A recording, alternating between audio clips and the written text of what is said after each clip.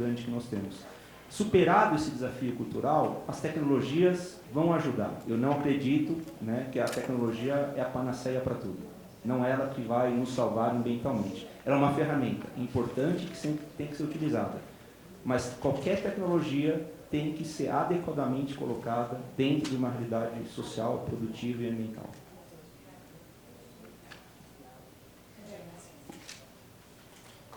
Paso la misma pregunta. Muy buenos días a todas y a todos. Cuando tú hablabas del bus, y que si te iba a atropellar el bus era demasiado grande, yo pensaba también en este panel el día de ayer. Yo tengo un hijo de 8 años y le decía que iba a venir a un panel para hablar del tema de la importancia del agua y las prácticas agrícolas para el cuidado del agua. Y es muy interesante ver en la educación de los niños, yo hablo ya en la experiencia particular de mi hijo, que él me preguntaba y me decía, y me da recomendaciones de lo que ya le enseñan en el colegio, de cómo evitar la contaminación, de las buenas prácticas para la disposición de las basuras en el hogar, de cómo cuidar el medio ambiente, y al final me decía, bueno papi, y de las ideas que salgan en el panel, ¿qué van a hacer? ¿Cómo se van a implementar? Es decir, es como un call to action, es decir, las personas que van a estar en el panel, si hay gente del gobierno, si hay gente de organizaciones internacionales, van a tomar ideas e implementarlas para el cuidado del agua. Y empiezo con eso porque pues, primero es muy emotivo que un niño de 8 años, yo recuerdo cuando yo tenía 8 años, la conciencia ambiental no era tanta. Y hoy, por lo menos en los sistemas de educación, pues es muy satisfactorio ver en el caso de nuestro país cómo los niños realmente son muy, como dicen, environmentally friendly. Y creo que para la primera pregunta de las variables que generan ineficiencia en el uso del agua, que casi que es repetitivo para las demás preguntas de este panel, yo diría que hay 5 elementos. El primero es la falta de educación. Y la falta de educación para quienes son los actores que utilizamos el agua, particularmente los que lo utilizan en las prácticas agrícolas, que es de alguna manera el objetivo de este panel, que son generaciones de campesinos o de empresarios que desafortunadamente no tuvieron durante sus etapas tempranas en su colegio y en sus universidades la oportunidad de tener una conciencia frente al uso de los recursos naturales. Como lo decías tú, en Latinoamérica y en Sudamérica en particular vivimos como en una abundancia frente al tema del agua y eso también ha hecho que la malgastemos como un recurso que es absolutamente valioso para todos. Lo segundo, el tema de la tecnología, porque si bien ha habido avances tecnológicos en países desarrollados, la implementación de tecnología en países en desarrollo ha sido mucho más lenta, por lo costosa que puede ser, por las barreras culturales y de las prácticas tradicionales, y eso también hace que en materia de los cultivos agrícolas pues seamos mucho más ineficientes. Lo tercero, las políticas públicas, que desafortunadamente no van a la velocidad de la necesidad de la implementación en el campo, en el caso particular de nuestro país, en el campo colombiano, porque si a eso se le combina la estructura de propiedad de la tierra, el hecho de la existencia de muchos minifundios, también sumado al tema cultural de quienes son los propietarios de los minifundios, pues desafortunadamente no permite, y yo creo que el caso de Capicultura es un ejemplo positivo de cómo se ha transformado el país, un cambio cultural, un cambio tecnológico que también permita una competitividad, porque aquí no debemos olvidar que al final del día el uso del agua, para bien o para mal, termina en unos cultivos, que terminan en unos productos, que terminan en unos mercados, y la lógica de la competitividad y la competencia también incide en lo que son las buenas prácticas hacia atrás en el proceso de producción. Y finalmente, la falta de la coordinación entre el trabajo del sector público y el sector privado. Nosotros, cuando uno mira que esta es la tercera bienal de los fondos de agua, nosotros en Bavaria, afortunadamente, participamos de manera activa con TNC y con otros socios estratégicos en 4 fondos de agua en el país, y particularmente veo, yo no llevo 7 semanas como tú en tu trabajo, yo llevo 10 meses en Bavaria, pero sí veo uno que todavía es muy tímida la participación de las empresas del sector privado y también las iniciativas del gobierno nacional para vincularse a estos nuevos escenarios y a estas nuevas posibilidades, de tal forma que en esos 4 o 5 elementos trataría de resumir algunas, porque no son todas de esas variables que hacen ineficiente el uso del agua en la agricultura. Gracias. Muchas gracias, muy buenos días a todos. Para complementar lo de Jorge y lo de Julio, como muy bien lo decía Jorge, yo creo que son muchas las variables que hacen ineficiente o con poca eficacia a la agricultura. Si uno se pone a analizar, puede ser cerca de 50 factores o más, de tipo ambiental, por ejemplo, clima, precipitación, la temperatura, y eso tiene que ver de cierta manera con decisiones. Es decir, si yo me ubico a producir en un sitio donde tengo las condiciones ambientales adecuadas, pues voy a ser ineficiente. También de tipo suelo, pero uno las puede controlar de cierta manera, sobre todo las desde el punto de vista de fertilidad. Hay unas de tipo de cultivo, ¿sí? Entonces, si yo no tomo la mejor variedad, no manejo densidades, no manejo edades, no tengo un buen esquema de fertilización, por ejemplo, va a afectar, va a ser ineficiente la agricultura. Pero al final todo eso se traduce en un factor que para mí es fundamental, que tiene que ver con el factor humano, con el factor social, con el factor cultural. Para mí es el punto clave de poder hacer una agricultura eficiente. Pero cuando uno empieza a analizar el factor humano también hay una serie de elementos que inciden en la eficiencia o ineficiencia de la producción en el sector en el que uno se está moviendo. Entonces viene el tema de la educación, de la edad del productor. Ahora hace unos minutos atrás estábamos hablando con Julio, tratando como de entender un poco lo que en el sector en el que me muevo, que es la caficultura, entender un poco la problemática, y evidentemente es muy similar. Uno ve un sector rural, agricultor, agropecuario mundial, en manos de un cierto tipo de caficultor que es pequeño, con bajos niveles educativos, con una edad promedio muy alta, donde es muy difícil asegurar la generación de relevo que siga estando allí generando la producción que pues el mundo espera. Entonces son factores fundamentales.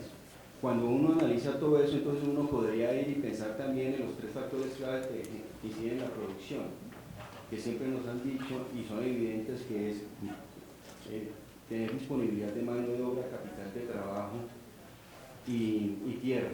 Yo le sumaría un cuarto, que es el agua, que lo mencionó muy bien Julio. Y no se puede desligar.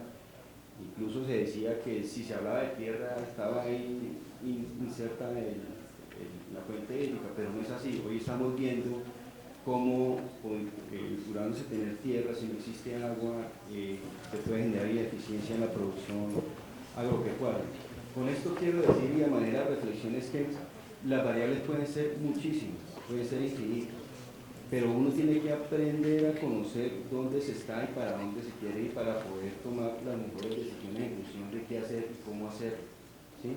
Y no necesariamente la ineficiencia, que puede estar, un factor, una variable de ineficiencia que afecta a uno, puede estar afectando al otro, a uno ubicado en el mismo sector o en la misma franja altitudinal, en el caso café. Les voy a poner un ejemplo que uno lo ve a diario en ese recorrido que hace por zonas cafeteras. Uno va a zonas cafeteras, a una misma altitud, y una finca perfectamente en buenas condiciones, bien administrada, con cultivos bien tenidos. Se ve en este caso en el árbol de café muy alta producción, una producción adecuada en pleno fenómeno niño. Estoy diciendo de un caso que acabo de ver hace unos meses atrás, en pleno fenómeno niño, una región que aparentemente está afectada, una finca en muy buen estado. Y uno dice, aquí hay algo importante, habría que ver qué es lo que está generando el estado del cultivo. Y enseguida, precisamente enseguida, otra finca con cultivos de café también, en muy mal estado, paloteado, deteriorado, muy mala producción, y uno dice, ¿qué está pasando? Entonces, si decimos que la variable es clima, no puede ser el fenómeno ni instrucción en el efecto y posiblemente lo que está afectando, hipótesis, a la finca cafetera que tiene un deterioro en la producción, en este caso el cultivo café, puede ser porque el productor no tiene recursos, puede ser porque el caficultor ha tenido que estar ausente porque alguien en su familia ha tenido un problema de salud. Son muchas las variables. De cierta manera hay que comprender dónde se está, hay que comprender qué se tiene y poder definir muy bien hacia dónde se quiere ir tomando las acciones adecuadas, como la reflexión que yo quiero dar. Y sobre todo entenderse muy bien, porque si la humanidad a futuro está visionando por el incremento poblacional, que posiblemente va a haber una fuerte presión sobre la producción para generar el alimento que necesitamos, tenemos que también comenzar a prestar mucha atención al grueso de la población rural productora, que es una estructura pequeña, de pequeños agricultores. Más o menos las cifras, creo que tú las debes tener bien, se habla de más de 500 millones de productores pequeños, con muy poca disponibilidad de tierra, y sobre ellos hay que prestar atención porque es una masa importante con la que tenemos que actuar, siempre visionando y entregando elementos claves, algunos como ha mencionado Jorge, para asegurar que ellos produzcan lo necesario para sostenerse ellos mismos, porque si usted mira son 500 productores, pero la población que está directamente dependiendo de esos 500 millones de productores son cerca de 2.200, 2.500, es un tercio de la población mundial. Entonces, ¿qué hacer para que ellos mismos puedan generar todo el sostenimiento de ellos mismos y generar excedentes para que puedan alimentar a la población mundial? Pensar en volcar no solamente a brindar los mejores factores para los productores que son grandes, yo creo que tampoco es el camino, hay que ser equilibrado. Muchas gracias. Y es cierto, o sea que 80% de los granjeros en América Latina son pequeños productores. Entonces no podemos evitar de hablar incluir esas personas, ¿no? Quisiera añadir quizás solamente dos temas a lo que han expuesto, y después voy a pedir que ustedes también vean si hay temas que no hemos mencionado, ¿no? Entonces, uno es muy interesante. Cuando estaba preparándome para ese panel, encontré que un análisis del Banco Mundial encontró que los sistemas de riego que son administrados por asociaciones de usuarios funcionan mejor que los dirigidos por la administración pública, son más eficientes. Entonces yo creo que también ahí muestra el hecho de sentirse dueño de sus insumos, ¿no? Y segundo, el precio de agua, porque si no pongamos, como mencionaste antes, Julio, si el agua no tiene un precio verdadero que refleja lo que debe costar, ¿no? También representa malus. Así que tenemos desde escasez tenemos dos líneas de problema, ¿no? Quisiera que ustedes también levanten la mano. Esta sesión va a ser muy participativa, y si no levanten la mano les voy a apoyar y que levanten la mano. Así que por favor, ¿qué no hemos mencionado todavía que les parece importante a esta discusión? Sí, por favor. Bueno, buenos días, Juliana Valencia, EICOM. Hay un tema que de pronto no hemos tenido en cuenta en todo a lo largo de la discusión, en todos los días, y es un tema de enfoque de género.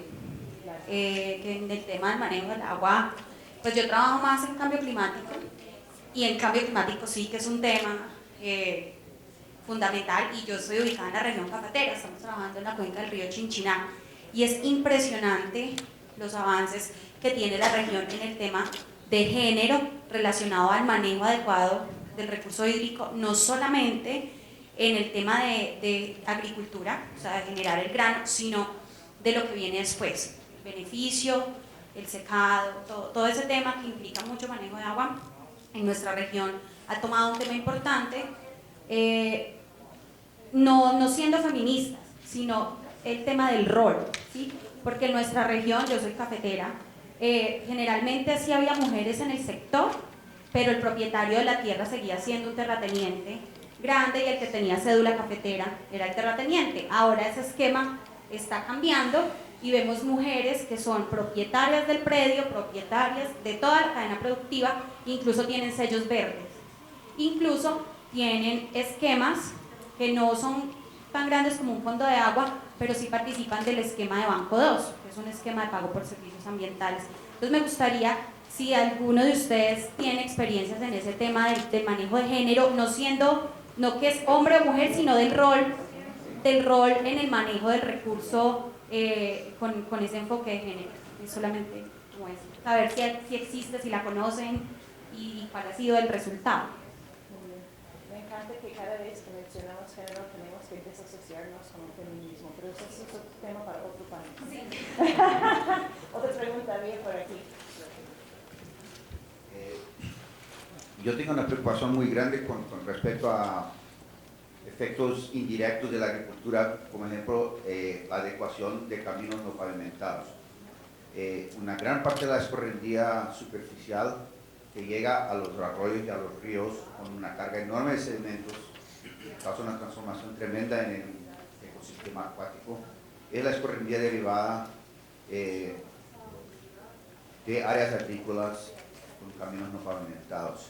Muy poca atención se ha dado a ese respecto, especialmente en áreas que son muy accidentadas. Por ejemplo, yo viajé mucho aquí en la Cuenca de Magdalena y tiene caminos que son con unas pendientes muy altas y con una erosión del lecho del camino que es una cosa terrible. Y eso es un ejemplo común en toda América Latina, donde tienes pequeños tierratenientes con pequeños agricultores, donde no hay una capitalización que tengan el recurso de mantener los caminos adecuadamente. Muy bien, gracias. Una tercera pregunta por allá, por favor. Y regresamos a... Muchas gracias. Tal vez no es una pregunta, sino es un par de comentarios. Yo soy de ¿Se Costa puede Rica. comenzar con tu nombre? Sí, mi nombre es José Joaquín Chacón, de Costa Rica. Sí, un par de comentarios en que efectivamente con lo que se ha mencionado creo que hay dos aspectos en países como los nuestros donde el capital hídrico es bastante alto. Por ejemplo, Costa Rica tiene un capital hídrico de 26.000 metros cúbicos, es mucha agua y creo que eso ha generado, y lo otro es que el costo como tal hace que haya un uso ineficiente del agua en la agricultura. Ejemplo, en Costa Rica un agricultor que tiene una concesión de aprovechamiento de aguas paga 0.0003 centavos de dólar por metro cúbico, o sea, no paga nada. Entonces por eso le importa un pepino pasar 24 horas con un aspersor regando el agua. Y el otro concepto es que, como alguien mencionaba por ahí, un porcentaje muy alto de nuestros agricultores son personas que superan los 50 o los 60 años de edad y tienen un concepto erróneo de que quieren ver el suelo mojado, y sabemos que los primeros 10 centímetros de nada sirven en un cultivo, al contrario, aumentan los costos por el uso de agroquímicos para evitar las enfermedades. Y un tercer elemento es que nuestras instituciones que tienen que darle apoyo a estos sectores, en el caso nuestro, el Ministerio de Agricultura, han dejado de darle apoyo para decirle, mire, esto no es así, esto es así. Y entonces ellos pues utilizan sus viejas técnicas que por años las han aplicado, en el entendido de que hay una gran disponibilidad de recurso hídrico.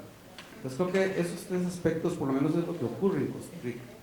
En el momento en que ese per cápita se disminuye y en el momento en que esos costos del agua cambien, podría haber otras opciones que tendría. Y además, bueno, el país ahorita está apostándole a la elaboración de una estrategia de uso eficiente del agua para precisamente darle un uso eficiente, y que otros sectores importantes que han crecido, como por ejemplo el tema del turismo, que es la primera actividad que genera recursos, tengan más agua y nuestros agricultores dejen de pedir tanta agua, sabiendo que no necesitan tanta agua para los cultivos. Gracias. Vamos a responder un poquito, después regresamos con ustedes. Comenzamos con la pregunta de género. Si quieres, adelante, por favor.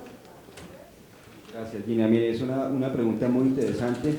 Gina mencionaba al comienzo, cuando hizo la presentación, mi presentación, en este momento estoy liderando con un equipo muy grande un proyecto que tiene que ver con la gestión inteligente del agua en el sector cafetero. Es un piloto donde estamos trabajando en 25 microcuencas. El proyecto es de enfoque de manejo de territorio microcuenca, donde el eje central de la toma de decisiones de la gestión es el cuerpo de agua.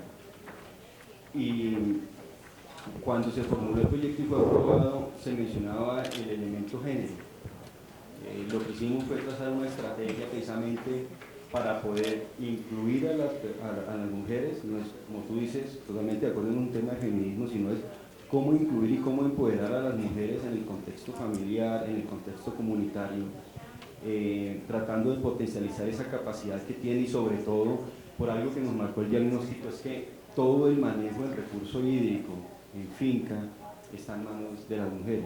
Pero con otro aspecto fundamental que yo se lo mencionaba ahora a Julio antes de empezar el panel, es que tiene que ver con el manejo del recurso hídrico, pero que tiene que ver con otro elemento poderoso que hoy es fundamental para darle sostenibilidad a un sector como el cafetero, que tiene que ver precisamente con agricultores o productores de muy alta edad, donde los hijos no quieran estar ya en el sector rural, y eso es asegurar la generación de relevo.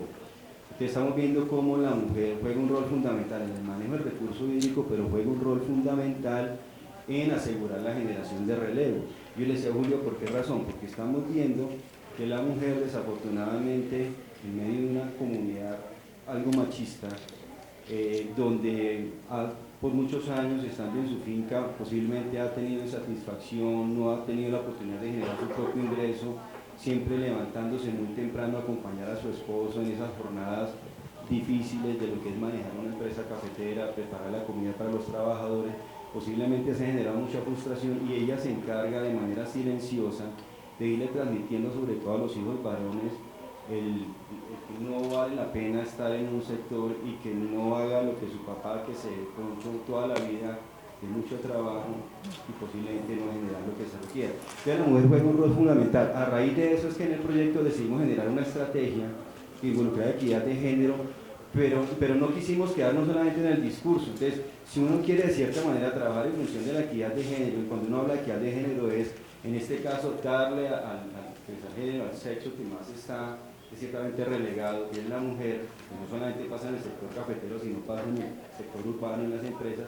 Dijimos, tenemos que empezar a dar ejemplo por casa. Y el ejemplo fue la directriz de que el personal que hacía parte del proyecto, que hizo 74 personas, debía haber equidad de género. Entonces, el indicador nuestro era que mínimo el 37% debería estar conformado por mujeres, hoy es del 48%. Con algo muy importante a nivel de extensión, es que lo que hemos visto es que cuando tenemos mujeres extensionistas, lo que hacen es transmitir un mensaje de liderazgo y permite tanto al hombre como a la mujer entender que la mujer desde su posición, desde su formación y desde el rol que está jugando, evidentemente puede llevar a transformar el sector. Entonces, es un buen ejemplo, hemos visto que es que las mujeres son multifuncionales, le ponen mucho corazón a la acción y hemos visto cómo la empatía empieza a darse. Ha sido muy bien recibido el esquema. El proceso ha consistido en formar, sensibilizar, desarrollar unos muy buenos materiales lúdicos que traten de involucrar a la familia, al hombre, a la familia completa, porque el tema de género no solamente volcarse a darle elementos para que la mujer se empodere, sino que hay que trabajarlo con el hombre, con el esposo. Hay que saberlo trabajar, porque si no el esposo va a entender que muy posiblemente lo que estamos haciendo es una revolución en las mujeres para que se libere, y no es eso, es que el esposo entienda que la mujer es fundamental, que juega un papel importante desde el punto de vista de liderazgo y que ella le puede ayudar a coadministrar y a manejar muy bien su finca y asegurar esa generación de relevo que tanto está haciendo falta, no solamente en el sector cafetero, sino en cualquier sector, en todos los sectores productivos a nivel mundial. Julio, te voy a pasar la voz y pedir que también respondas a la pregunta de infraestructura. Eu só queria voltar um ponto antes, que quando a gente fez a abertura aqui, a gente fala, a agricultura usa muita água e a agricultura usa água de forma ineficiente. Mas, na verdade, nós temos muito pouca informação sobre isso, para afirmar isso. E muitas vezes esse tipo de afirmação, durante o evento aqui a gente discutiu muito a questão de comunicação, tiveram vários painéis de comunicação. E esse tipo de afirmação, ele causa uma reação muito grande ao setor agrícola, de não querer sentar na mesa. Ele toma uma posição reativa e violenta, porque ele não aceita esse tipo de argumentação, ele não tem também como contestar, mas ele daí não está disposto nem a negociar, se você vem com esse argumento. Isso, a falta desse tipo de conhecimento, não é nos países latinos, é no mundo inteiro. Se a gente pegar a ciência da América do Norte, a ciência europeia, existe muito pouco conhecimento sobre eficiência hídrica na produção de alimentos. Tá? Por quê? Porque mesmo na ciência, essa cultura ainda não está totalmente internalizada. Então, certamente, quando a gente começar a avaliar isso, nós vamos detectar produções hidricamente muito eficientes e condições que nós estamos usando a água de forma como se pode naquela condição, né? Porque a eficiência na produção de alimentos, a eficiência hídrica na produção de alimentos, ela está muito relacionada, não é simplesmente uma relação litros de água por quilo de carne, por bolsa de café ou por litro de leite. A eficiência está muito relacionada às condições produtivas do local, né? Então, às vezes, num local, aquele valor de eficiência é o máximo que ele pode ser. Ele pode estar gastando muito mais água do que outro local, mas naquele local é o máximo de eficiência que ele pode ter. Então, ele seria extremamente eficiente. Então, acho que a gente tem também que desconstruir alguns discursos, né? Não há como produzir alimentos sem água. Isso é um fato. Nós não vamos mudar isso, tá? Agora, como nós estamos produzindo esses alimentos, a gente ainda tem que fazer essa lição para chegar a essas conclusões. E daí, entre as duas perguntas, uma do colega sobre escorrimento superficial, é um problema sério, né? E eu acho que por trás disso nós estamos falando de poluição difusa, e produção de alimentos é uma fonte de poluição difusa, um tipo de poluição difícil, porque as pessoas não enxergam a poluição, né? Você detecta ela depois lá na foz do rio, e daí ninguém é culpado, porque todo mundo está ali na bacia, né? E você, mas de onde veio? Ah, não sei, mas está lá, né? Então, e principalmente o produtor, dificilmente ele tem essa percepção. Para ele, o escorrimento só é um problema quando ele começa a ter erosão do solo e perde área agrícola. Aí ele acha que o escorrimento é um problema. Até isso acontecer, ele acha que o escorrimento, não, está indo para o rio, lá está alimentando o rio, ele não está vendo que a camada mais fértil do solo, que a camada superficial está indo embora, ele está perdendo. Muitas vezes ele pagou pelo fertilizante e está indo embora o fertilizante. Muitas vezes ele está plantando em declividades que não são agronomicamente viáveis a se plantar, né? Mas é o que ele tem, é a área que ele tem. E daí ele teria que entrar com práticas conservacionistas muito mais complexas para evitar o escorrimento. E o escorrimento leva a uma outra discussão que no Brasil foi muito recente, que foi a discussão de uma grande lei chamada Código Florestal Brasileiro, que dentro desse pacote legal existe toda uma questão das florestas